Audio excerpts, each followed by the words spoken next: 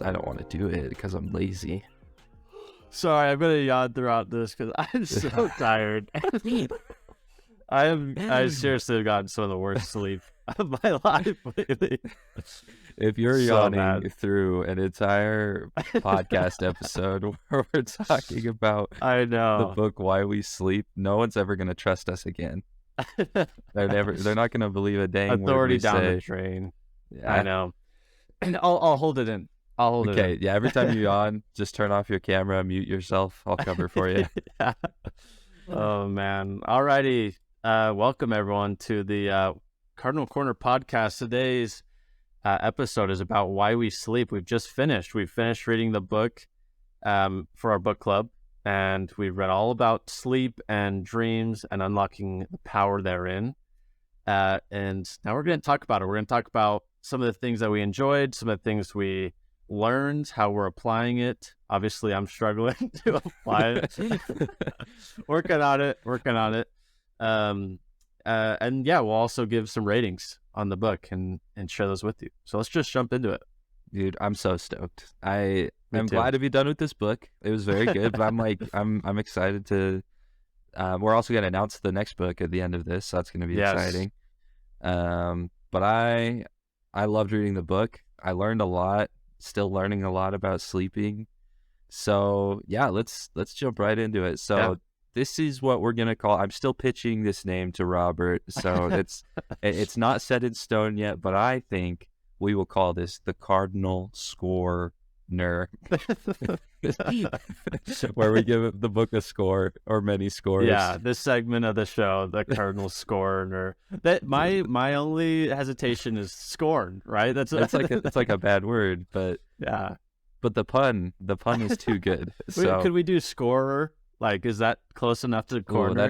That is close enough. I might be able to scorer. I think I that don't could know. be okay. We'll figure it out.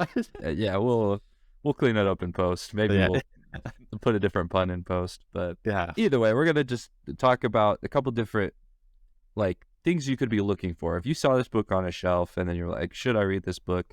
This is our personal, very not professional opinions on these scores. But we're trying to be honest, we're trying to be straight up and not sugarcoat it. There were things we both loved about this book. There were other things that we didn't love, but so getting into it real quickly, the first category is the reading level. How easy would this be for someone to read? And I think I'm feeling like it's pretty average, right? Like it has some scientific words, but Dr. Walker does a really good job of giving analogies to kind of describe all these technical terms, right? What do you think? Yeah, I'm right there with you. He could have made this so technical. Could have made it a textbook, Yeah. He probably has written a textbook on sleep too. Let's be honest. Yeah, I think he's a professor, right? He teaches. I'm sure he could have gone into the nitty gritties, but I think he knew his audience, and he knew his audience. They just want to sleep better, man. They're not looking for scientific paper and intellectual enlightenment. They're just looking to get 8 hours. Figure out, is that even required? Maybe some people, in the intro, I think he even says some of you are struggling with sleep and insomnia and this sleep and disorders. that. Yeah. He's like, just try to apply the principles. So I think he knew that when he was writing it, and that's why the reading levels, probably around out of a 5, around a 3. Yeah, that's what I'm thinking too, around a 3. Yeah. The next category is relevancy. So how applicable or relevant is this to just your everyday person? Not a sleep scientist, and not I can't even say a person that never sleeps, because everybody sleeps, right? There's no other end to the spectrum. So I think we're feeling like this is a very relevant book that everybody should know about what it talks about, right? Because one of the things that it talks about in the book is how we're not educated, at least in America, in schools about sleep. Yes. Pretty much at all. Right. So I think this is a 5 in relevancy for me, right? Easy 5. And I was blown away at what I didn't know about sleep. It was embarrassing. For something that you do for, what is it, 60% of your life or something, or 40% of your life? For me, I'm up at 75%. 75%. Yeah, 3/4 of my day I spent asleep, and I didn't know anything about it. Yeah. That's kind of what it felt like, though, at times. It's like, I did not know what I should be doing or what I Absolutely. shouldn't be doing. It's a good 5. And Yeah, the thing is, everyone sleeps. Everyone needs it. It's not specific to any profession or industry or demographic. It's like, if you've got a human body, even if you don't have a human body, if you're a dolphin or a yeah, whale, or if are there any birds listening out there, this book is also for you because he talks about all those different animals. oh yeah, Very briefly, just how they, their relationship with sleep. So, yeah. So if for, the scale went past 5, this would be a 6. so It's for all you cetaceans out there, all you dolphins and whales, read the book. read this book if you can, or have someone read it to you if you can. I don't know. Books don't last very well in water. So, all right. Next category is readability. So this is different from reading level, right? This is like, how easy is it to read in terms of, do I keep coming back to it? Is it a page turner? Like, The yeah. So diction, the prose, the voice. yeah, easy to Yeah, read, bad, hard to read. What's your thought? I think he did a really good job. Again, very scientific principles that he dumbed down. Even I could understand some of them, some of the things he was telling. So, I couldn't say this was like the easiest read in the world, because there's some later chapters where I got lost, and I was Sure. like, you know what, I'm out. I had to check out a little bit. Yeah. So I think, again, probably middle of the road readability. Yeah, I agree with you there, because it was very interesting, but it's a lot of science, right? It's a lot of studies. It's a lot of numbers about those studies, which is so valuable. But reading it for 360 pages, like you said, towards the end, it does get a little bit slower, and you kind of feel like you're getting it. You're like, okay, I get what you're saying.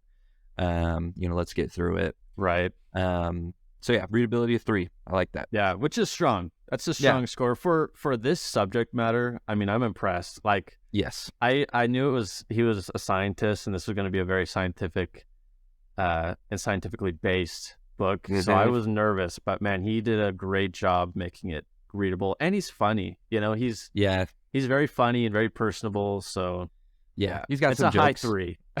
high 3. Yeah. And I think along with that, if you can't tell, we did enjoy this book. So the next category is the vibe check. Just how did we feel about it? Completely independent of all these other things. It's a strong 4 for me, right? I would say this doesn't make it quite onto my like book Mount Rushmore. Like, I'm not going to put it up there with my favorite books of all time, but it's up there in terms of everyone should read this, and it's a good read. It's worth it. I'm right there with you. Definitely a strong 4. Could be a 5 based on just the relevancy. Yeah. But yeah, 4 is a great vibe. Yes. A great quantitative vibe. Very quantitative. Yeah. Or wait, or is it qualitative? Wait, which one is it? No, it's quantitative. We are quantifying a qualitative stat. Yeah, so we are. Yeah, great vibes though, and again, I really love this man. Like, he's super cool, and just the way he communicates is really sincere, and you can tell he cares so much about it. And I think that's what pushes it up on the scale for me too. Is like, man, this guy's awesome, really cares, really passionate about the subject. So yeah, solid 4. Love it. All right, moving on. This is a book club for everybody, right? A book club for readers and non-readers alike, audiobook listeners, phone readers, book readers. So the length does matter, right? I think that because in the world we live in, where everyone's busy, right? Everyone's busy all the time. We're all working. We're all in the trenches. We're trying to get by. Lengthwise, the book is 360 pages long, about there, plus or minus a few if you include appendix, acknowledgments, things like that. I think we'd probably, in terms of length of the book for the everyday person or non-readers, people who don't sit down and read all the time, it's probably a 4. Accounting for not only the actual length of the book, but also how is reading it. Does it go quickly? Yes. Does the time pass quickly?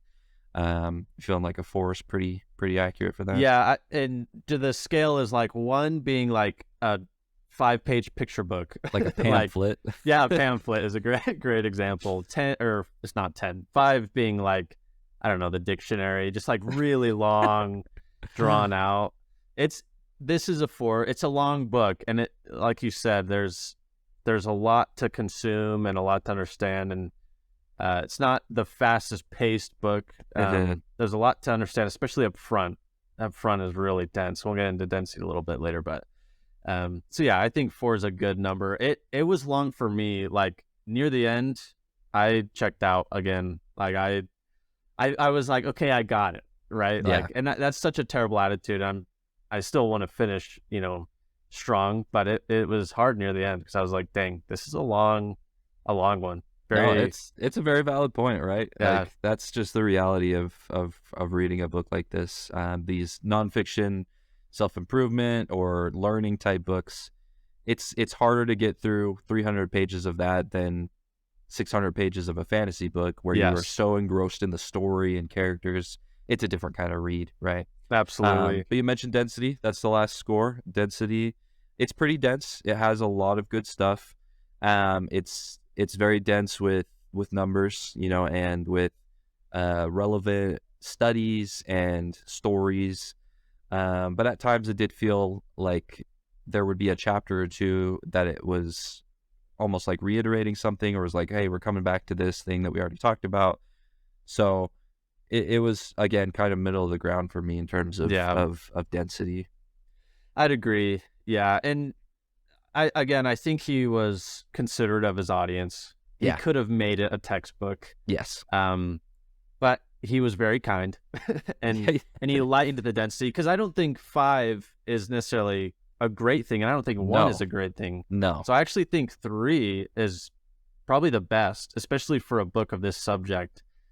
It's right in the middle where it's dense enough to keep you learning, but it's not so dense that you're not drowning in information overload. Yeah. Yes. Yeah. Trying to catch the fire hydrant with a shot glass, just unable to consume all this information. So I think 3 is a good number, and I think that actually serves to his benefit.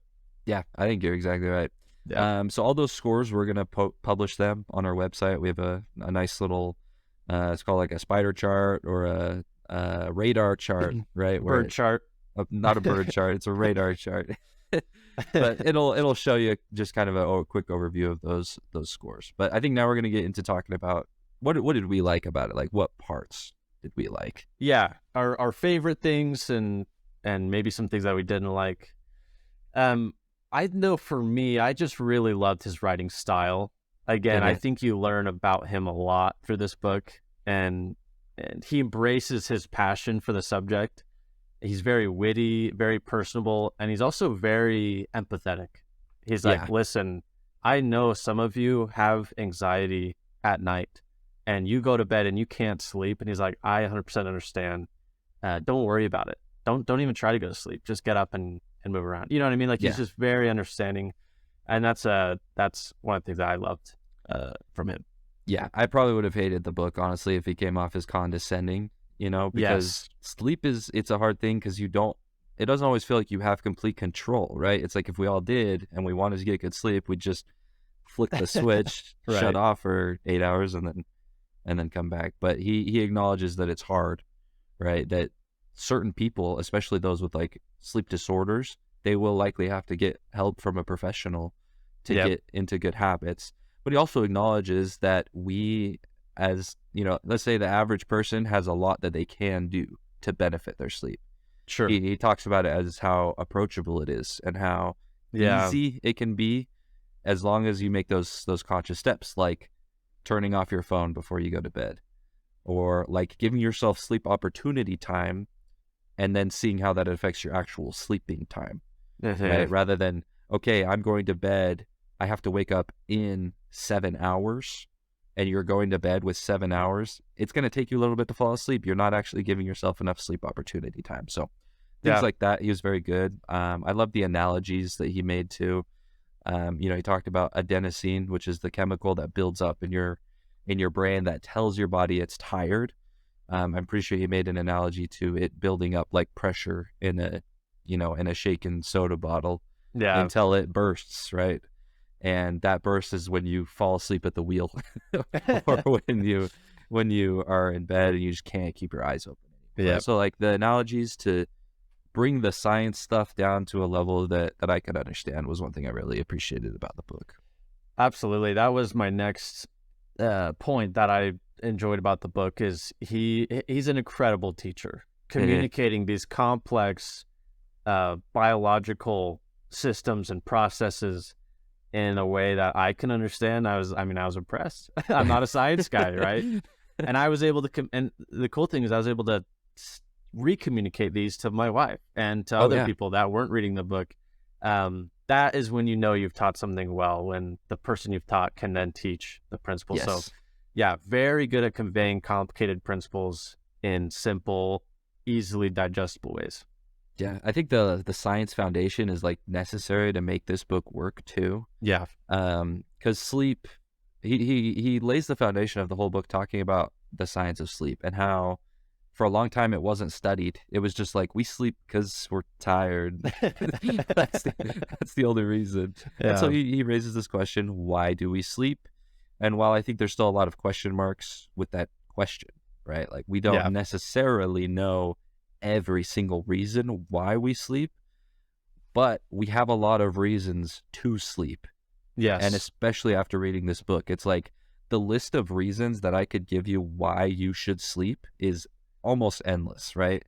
He made it, I think he said something about it's easier to count the things that sleep doesn't help than the things that sleep does help in terms of like your well-being and healthiness and stuff like that. And so that foundation of science, and even bringing in, I briefly mentioned, dolphins and whales and birds.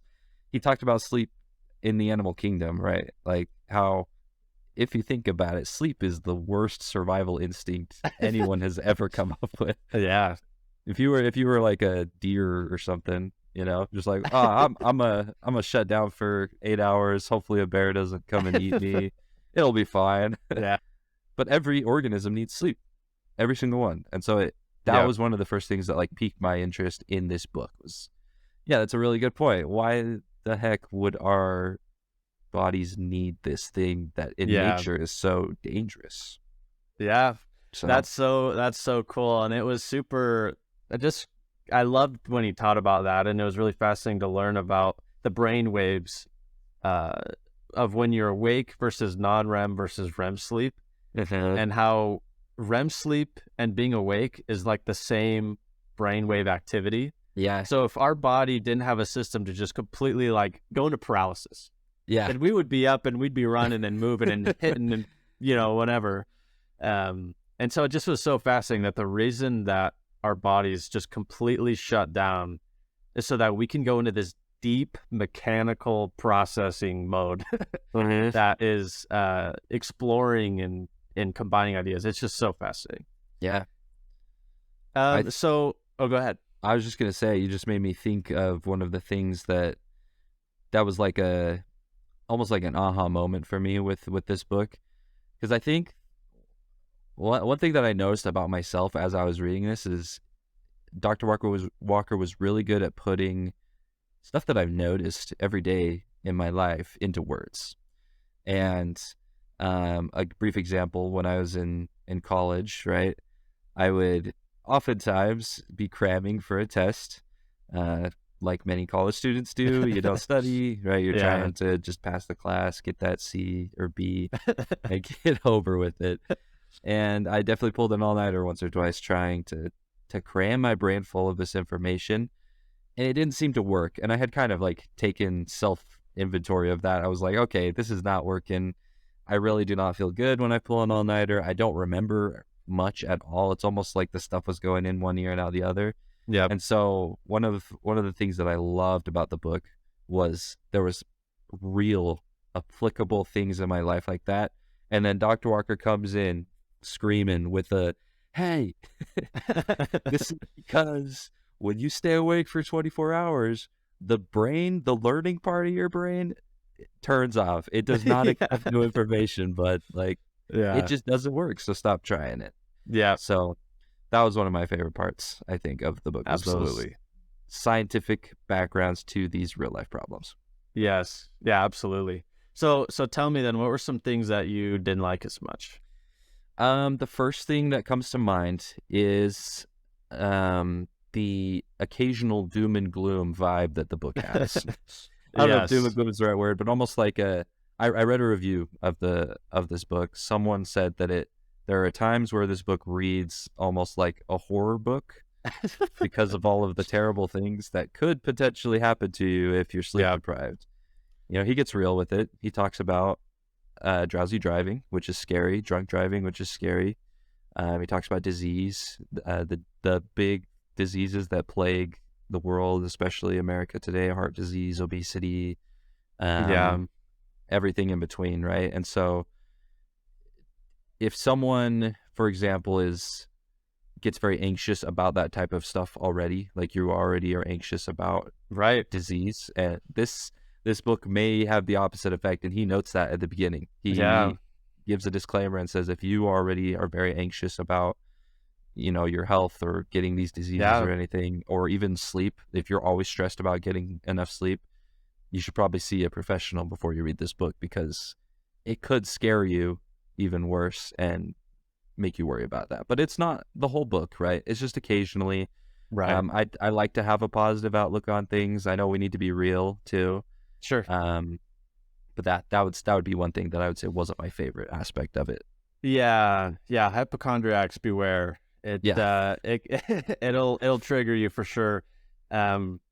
But I think you established a great, or brought up a great point that he established, was this doesn't replace a sleep professional. No. If you have a serious problem with sleep, you need to go see a doctor. Yeah. And get some serious help. I think this book is more for just the average person who isn't. They're not utilizing this gift from Mother Nature, and they could be happier, and they could be healthier, and they could be more rested and have better memory. And honestly, you could go on and on and on. Yeah.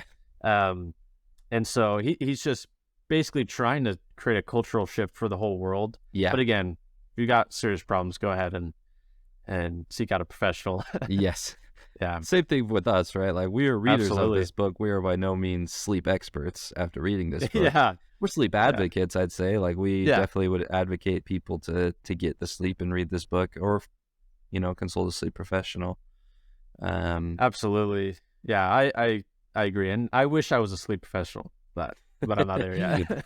I'll have to read the book 2 more times to get there. I don't know that I wish I was a sleep professional. I mean, Dr. Walker seemed to stay up pretty late studying all these people, so I like getting my sleep. Yeah, not willing to make the sacrifice. One thing that I wasn't, I mean, I already mentioned this, but it was long for me. I think there were some chapters that weren't directly applicable to me, so I didn't care as much for them. Yeah. And I don't blame him for that. I mean, this is his magnum opus. This is his big compilation of all that he's learned. How do you compile decades of study into this one book? So, of course, he's got to expound on the things that he's passionate about. So I don't blame him, but it was a little long for me. And another thing was, it's not the most adventurous subject matter. That's true. It's not a CIA agent talking about how he infiltrated some country. It's not some crazy adventure book or action story or romance. There's not much of that going on. So it's very intellectual, and sometimes that can get me sleepy. Yeah. Sometimes I'm reading this late at night and I'm like, oh man, I got to read about adenosine again. I'm going to clonk out, it's going to get the better of me. So, which he advocates at the beginning of the book. He's like, most authors would be offended if you fell asleep while reading their book. He's like, mine, that's good with me. Please, please get your Z's. Yeah. Other than that, I got no other concerns. It was great. Yeah. So that was kind of, us and our favorite bits. Just personally, what did we love? What did we struggle with? We wanted to highlight something that's a member of Cardinal Corner mentioned in Discord about their experience. And so this is from Bryce on Discord. He said that he finally got over 8 hours of sleep last night. My new routine is stretch, do 15 cat-cow exercises, use the bathroom, then do a breathing routine. I will try again tonight. It's worth it. It's worth the effort to experiment. Hey, go Bryce, first of all. Just a quick shout out. That's huge. 8 hours? I mean, that's great. Amazing. I love seeing that, because that's kind of the goal of the book, I really feel like Dr. Walker, it was like a letter to the world, to society, about advocating for this idea that we're all not doing great at Yep. sleep. And so seeing him get this first 8 hours of sleep in probably a long time, that's what we hope people can do, right? And I love that Bryce was, open and honest. He's like, I'm experimenting. This is what I'm going to Yes. try. See if it works for me. And I think you and I can both relate to that. We've been trying to establish some good sleep habits and not necessarily succeeding all the time. We're Yeah. a little tired today, aren't we? Oh yeah. Yeah, I just woke up from a nap. No, Great. no, I'm just kidding. I wish I should have taken a nap. But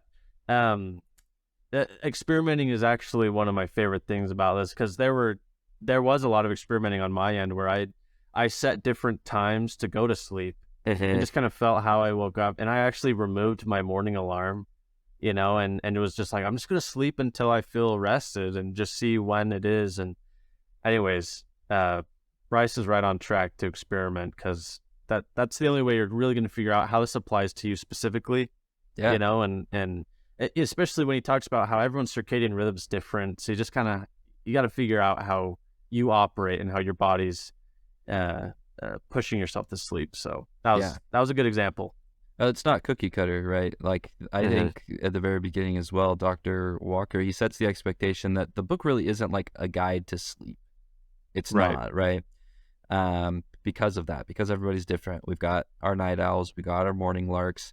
And so if you were to go out there and say, all right, world, we need to set our schedule to, everybody goes to sleep at 11, wakes up at 7 every morning, that would not work for everybody. Yeah. It just wouldn't.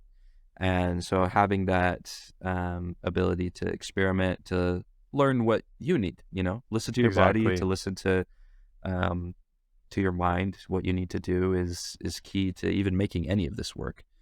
Because I think you and I, we've got different sleep schedules. Yeah. My wife and I have different sleep schedules even. I'm a morning lark. She is not.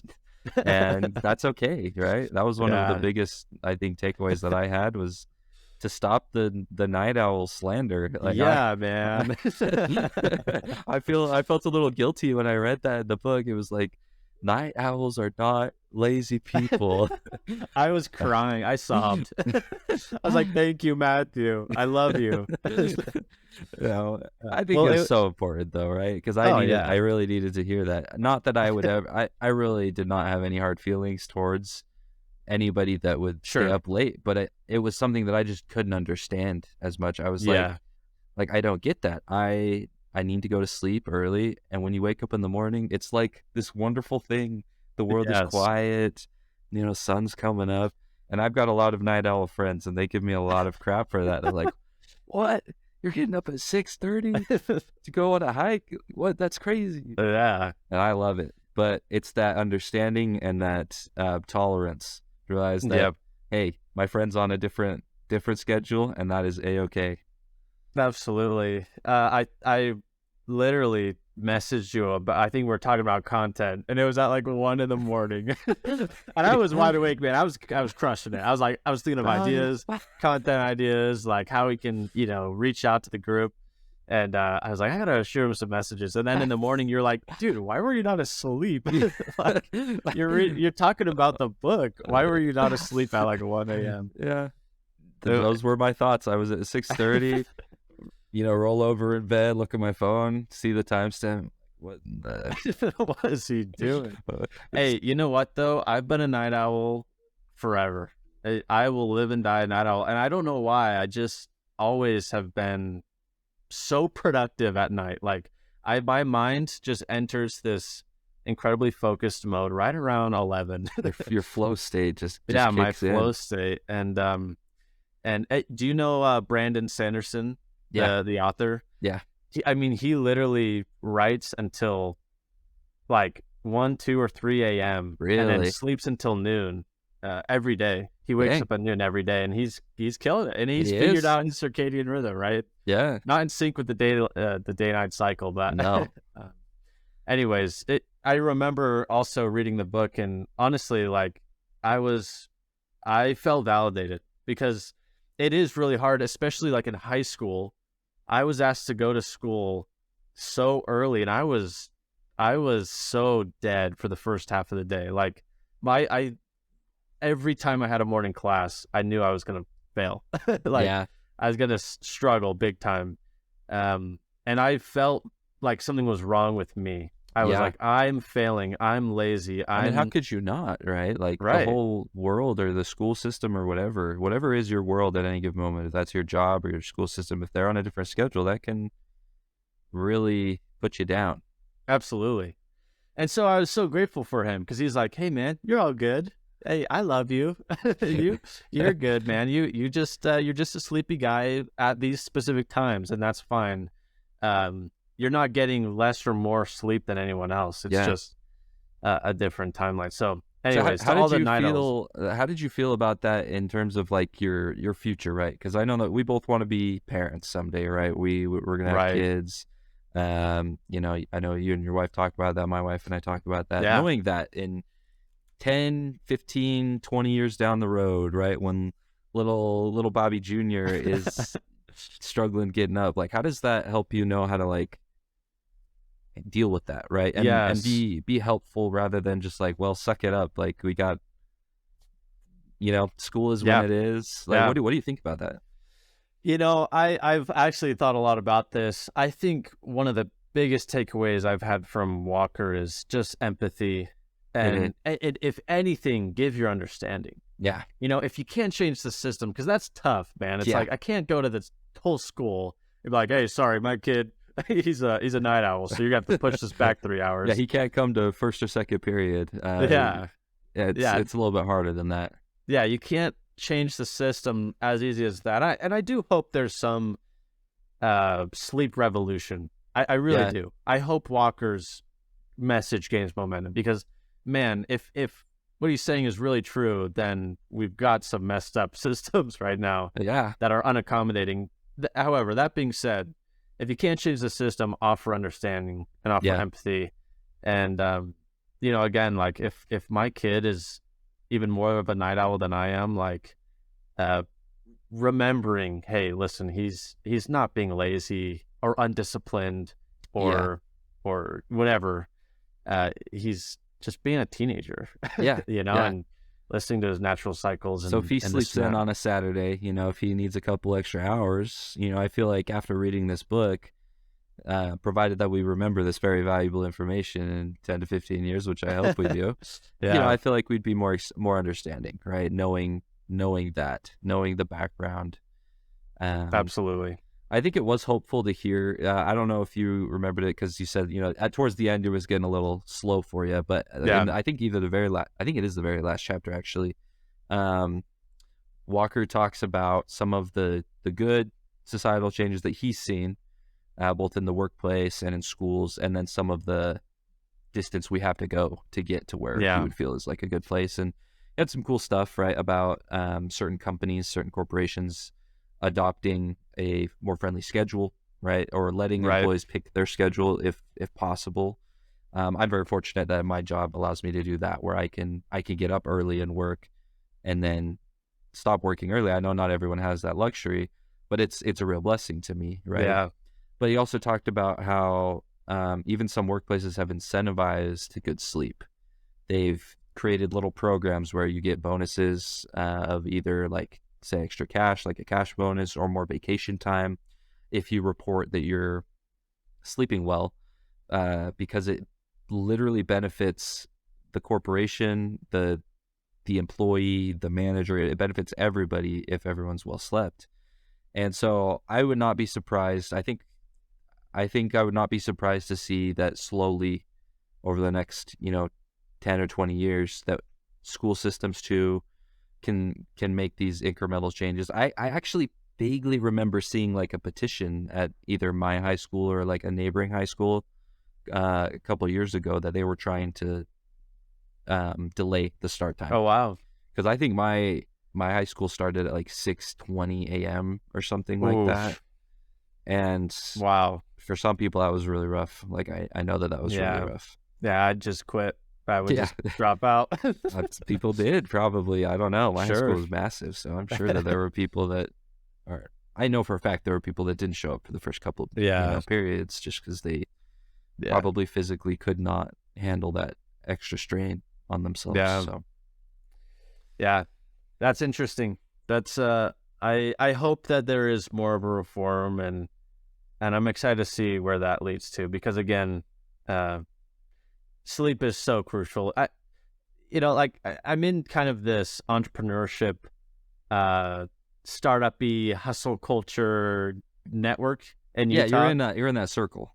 I'm in the circle, man, and I'm in those LinkedIn feeds, right? And I Yeah. see those posts, and it was really fascinating because I think, you know, it started where it was like hustle meant you pulled all-nighters, right? And Yeah. hustle meant you work 16-hour days, right? You Yeah. go crazy, like that's what real hustle is, right? Yeah. You're lazy if you're not doing it. If you're a 25-year-old male and you're not making $35,000 and $40,000 in passive income, what are you doing? What are you doing? And if you're not, it's because you're sleeping too much. Yeah. you know? Lazy butt. Get out of bed. Yeah. And I've already seen a cultural change in some of the startups here where they're like, you know what? Sleep is cool. And I like necessary. sleep. And some of these founders and these CEOs are actually saying like, hey, I go in the office at 9 or 10. Yeah. Which, 9 to 5 is usual, but 9 or 10 is in like, that's just when they roll in, they're wearing their pajamas. It's much more casual because they're identifying the power in sleep. Yeah. Anyways, it's really fascinating. I think I'm already seeing that a little bit, but Sure. can't wait to see that snowball get bigger. Yeah. Well, it's almost funny too to see like the irony of it, right? Like the hustle culture, the work long hours, it's Yeah. counterproductive. Yeah. It's having the opposite effect that these people would like it to have. Yeah. And, we just hope that they join Cardinal Corner and read this book because that Oh, yeah. probably would help them out. Hey, and we're all for hustle, man. We love a good hustle. Oh, We love yeah. good projects and building, financial systems for yourself and working hard. That's all amazing. Discipline Yes. is hard. But you know what's really disciplined? Getting good sleep. Getting That's 8 hard. hours every night. That's real hustle, dude. Non-negotiable 8 hours is hard. Absolutely. That's a true hustle. I love it. All right. Insights. Let's talk about some things that you took away and I took away from this book. Knowledge nuggets, little pockets that we really valued. So why don't you start? Okay. The first one that I had written down here that just, again, almost like a light bulb moment for me was how NREM sleep, or non-rapid eye movement, is a memory pruning process, right? So for those that either need a refresher or weren't able to read the book, REM sleep is when you're dreaming, right? It kind of happens in phases, but typically towards the end of your sleep cycle. NREM is the first bit. It's as you're falling asleep. Once your brain finally is shut off, you have these long, slow, rhythmic brain waves. And what they found is that during that time, this is when your brain is deciding what information you should keep in your memory, what information you should not keep in your memory, and organizing it, in a way so that later on you can recall those things easier or not recall those things that are not necessary to be in your brain. And I just found that so fascinating because he told some cool stories. He had the piano example, which I can't remember if we've talked about in a video before or not. I think you mentioned it in a video, right? I think, yeah, or the summary. I think we were going to talk about it. Oh, that's right. Yeah. Either way, so right, there was this guy, he was playing piano, and he had like this sequence of notes that he was really struggling with. He kind of would stumble his fingers over each other, but he found that if he would practice, and then sleep, and then the next day, that thing that he would struggle with was kind of like ironed out and better, right? And it's because, one of the other things that NREM sleep does is it smooths out those inconsistencies, the stumbles that we have in our not only motor skills but intellectually. It just prunes all that up. And I love that there was even like a section in a chapter called sleeping as therapy for people who have traumatic experiences or people who have things that they really would prefer to not remember. NREM sleep is accomplishing that for you over time. Yeah. So, terrible things that maybe you don't want to remember, but also just unnecessary things. If we're fed a lot of garbage day in, day out through the internet, the Yeah. wonderful curse of the internet, there's a lot of stuff that my brain does not need to remember day in and day out. And Yeah. thanks to NRM sleep, it kind of does it automatically as long as I categorize those properly, right? If I really am trying to remember something, hopefully my brain will put that in Yeah. the save file rather than the delete Yeah. file. Yeah. Absolutely. So that was number one Honestly, for me. Yeah. well, I think it was that chapter and those insights that started to open my mind and help me realize that sleep was so much more than getting rest. It's Yeah. like, oh, I don't want to be sleepy, I go to sleep. Well, that's not why we sleep, right? Yeah. There's so many other reasons. In fact, the reason we feel sleepy is to urge our body to sleep to do even more incredible things, more Yes. productive things, like remember facts, gain knowledge. And I remember he talks about how, being awake is where we receive information. NREM is where we organize it. And I can't remember exactly the word, a reflection. That's right. We reflect over the Yes. information. And then REM sleep, which is the rapid eye movement, the brain waves, which are equal to being awake. That's where we integrate our knowledge. Yeah. And we start piecing things together. What if we connect this fact that we've learned in the past to this one? Yeah. Is there something there? And what about, these principles? And we start to develop a perception of the world that is more accurate. That blew my mind. Literally, sleep is how we develop an understanding of the world, because our brain is like, okay, we've just consumed all this content, all this information. How do we organize this in a way that is digestible and then can have us act and move and progress in this world? It's just so fascinating to see how sleep is just so rich with product. Yeah. It's very productive and more than rest. Do you think that thing that you mentioned just barely, right, about making those connections and forming like your perspective of the world around us and like making, like, basically having ideas almost? Yeah. Do you think that contributes to what he talked about in the dreaming section, right? About how creatively dreaming like creates ideas for us out of nothing sometimes, or solves problems. He gave I want to say 3 or 4, maybe even 5 specific examples of well-known scientists, authors, artists who their great works or discoveries came to them in a dream, right? Do you think that is connected to that idea of forming your worldview with sleep? Absolutely. I think dreams are the application. I think when we remember our dreams, we're remembering our brain piecing these things together, and creatives absolutely use this. And I'm struggling. I think it was Salvador Dali. That's I think that's a painter. A painter. Okay, so in the book Essentialism by Greg McKeown, I think that's how you pronounce his name, he actually talks about how sleep is important in life. Yeah. He talks about this artist, Dali, and he goes to sleep or he sits on a chair and he has a brass key in his hand and a plate on the ground. And he sets his hand above it and he's holding this key like this. And for people who are listening, he's just holding it so the key's underneath his hand. And he lets himself drift off to sleep. And right when he hits that point where his body starts to go into that paralysis and let go, and he drops the key, it clangs on the plate and wakes him up. And the reason he does this is because that moment is where he felt he had the most creative ideas, and he wanted to be awake right at the moment he could remember them the most. It was so fascinating. And I just connected those two as we've been talking, but I wonder if it's because he didn't understand it, but he was tapping into this creative REM deep sleep where the moment he hit REM and he was starting to piece these things together and see these images, he wanted to wake up and apply it.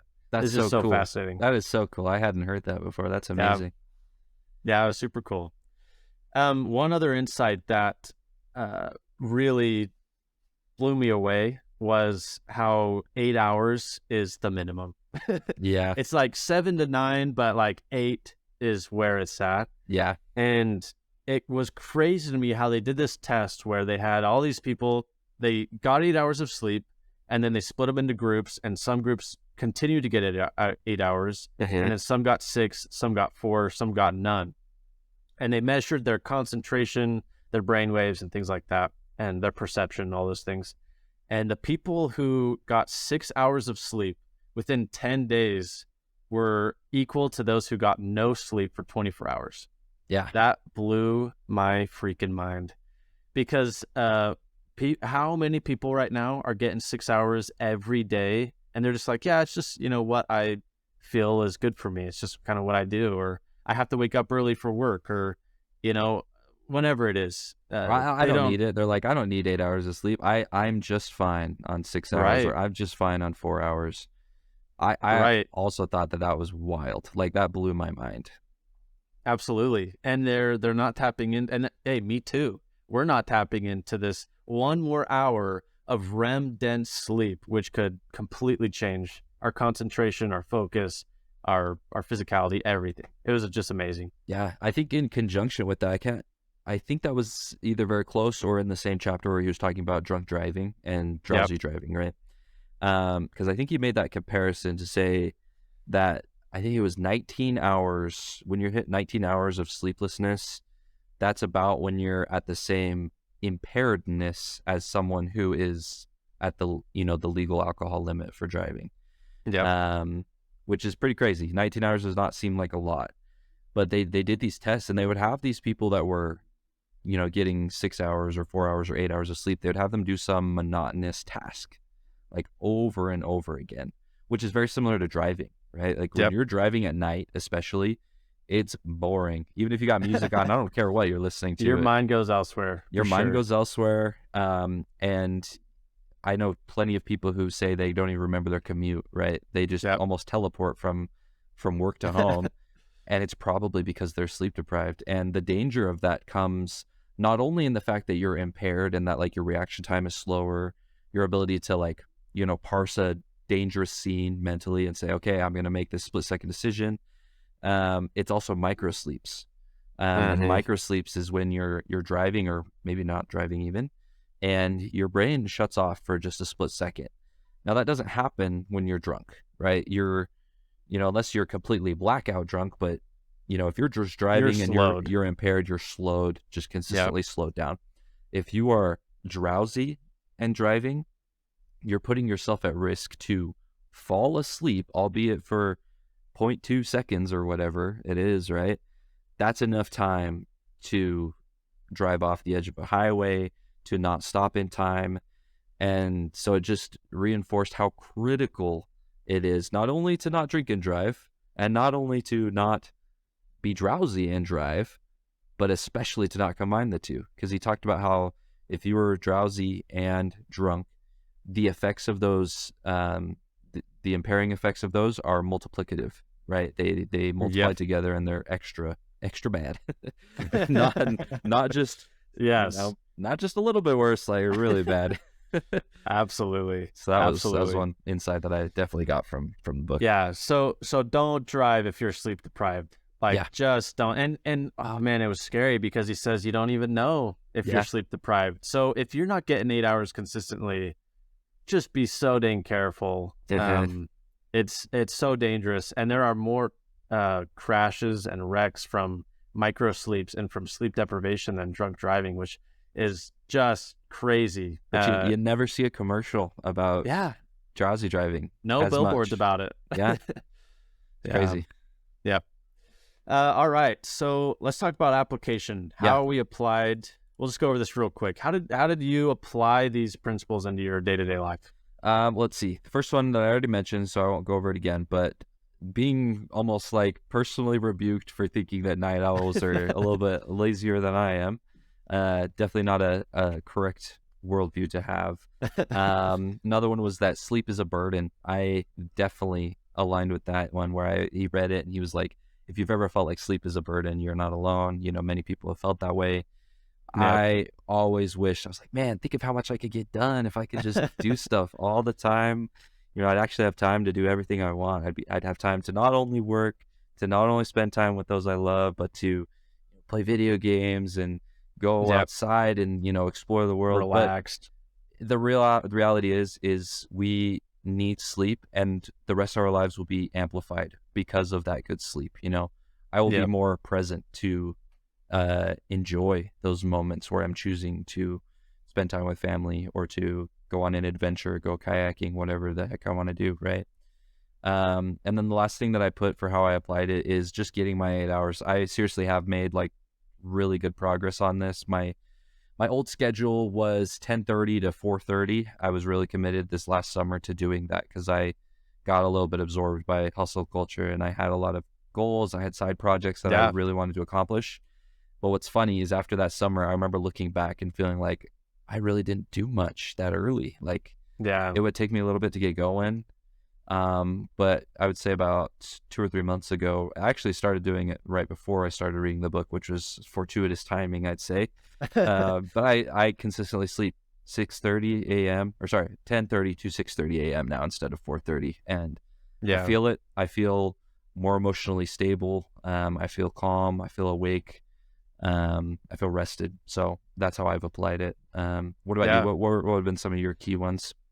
I mean, definitely validated for being a night owl, which was genuinely really important for me. It I did feel lazy and I did feel bad, and I didn't want to tell my dad what time I was waking up. Yeah. Now that I'm on my own, Yeah. but because he's definitely an early bird and a morning lark, but that was really really important for me, and honestly, I think since that I've been more productive at night because I'm not so concerned. I'm not Yeah. so scared. And I'm not like, I have to go to bed now Yeah. because I'm going to be an early bird and everyone's going to respect me.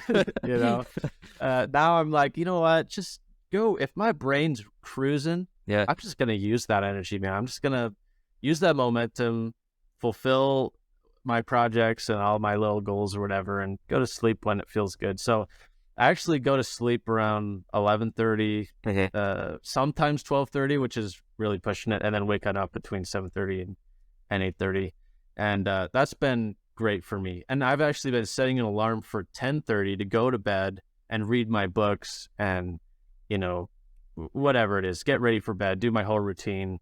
10:30 is like phone off, all that stuff. Yeah. Start getting ready for bed. And then by 11:30, I'm asleep and I'm feeling It's good. that sleep opportunity time, that you're giving Exactly. yourself. So I love that. Yes, absolutely. One thing that I have stopped doing, which was really good, is the late night scrolling.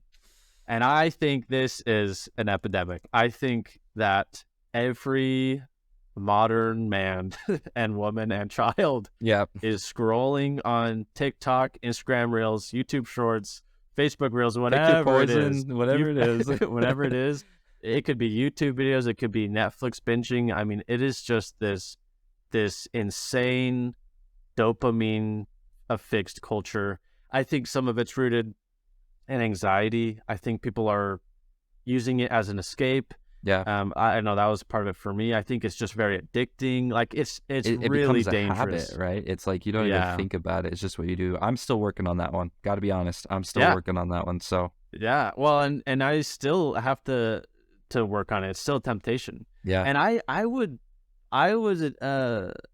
guess that a majority of people listening to this podcast right now spend about 5 hours on their phone every day. Probably. I really believe that because I got a phone tracker, like not a tracker, but like a time tracker. Yeah. And it didn't do anything but tell me how long my phone's been on. Yeah. And I was appalled. I was disgusted. And it would show me what times of days I was spending the most time on. And nighttime was evil because I did my work and I had spent time with my wife and all this. And it's like, all right, now I'm just going to take my brain on to pilot mode and just autopilot and be on cruise control. And I was spending way too much time on my phone. So much time of our day is being spent on this. Anyways, all this to say, that is one of the biggest changes we can make in a modern society is get rid of that scrolling at night. It's so bad for us. Just find something else to keeps- do, right? Like, Yeah. read a book. Read a book. Maybe, we're pretty good Read big a very advocates for that. specific Or book. Yeah. crochet. There's so many Yeah. things that we could do. Or Yeah. even just be alone with your thoughts. I think that's a lost art, just thinking. Amen. So I think we could both agree on that one. I love that insight there. Yep. So now we're going to give the book a recommendation on a scale of not a read, add it to your list, maybe sometime down the line, listen to it, or read it as soon as possible, as soon as you can. And of course, when we say read, we also mean read, listen to, whatever, whatever Learn your from, medium watch is. the summary, whatever. Yeah.